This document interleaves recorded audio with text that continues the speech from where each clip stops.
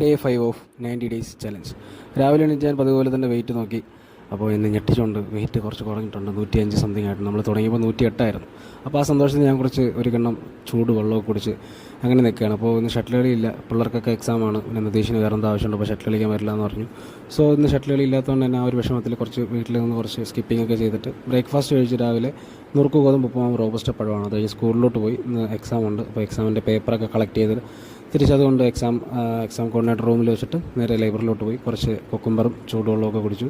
അത് കഴിഞ്ഞ് നേരത്തെ തന്നെ ലഞ്ച് കഴിച്ചു. ഏകദേശം 12:30-12:45 ആയപ്പോൾ തന്നെ ലഞ്ച് കഴിച്ചു. ചോറ്, തോരൻ, പിന്നെ ക്യാരറ്റ് മെഴുക്കുവരട്ടി ഉണ്ടായിരുന്നു. അപ്പോൾ ചോറൊക്കെ കഴിച്ചിട്ട് നേരത്തെ തന്നെ പോകണമെന്ന് പറഞ്ഞു. ഇന്ന് ഒരു ഓറിയൻറ്റേഷൻ ക്ലാസ് ഉണ്ട് ടീച്ചേഴ്സിന്. അപ്പോൾ ആ ക്ലാസ് അറ്റൻഡ് ചെയ്യാനായിട്ട് പോയി.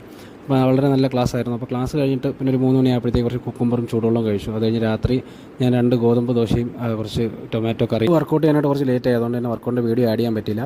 Day 5 completed.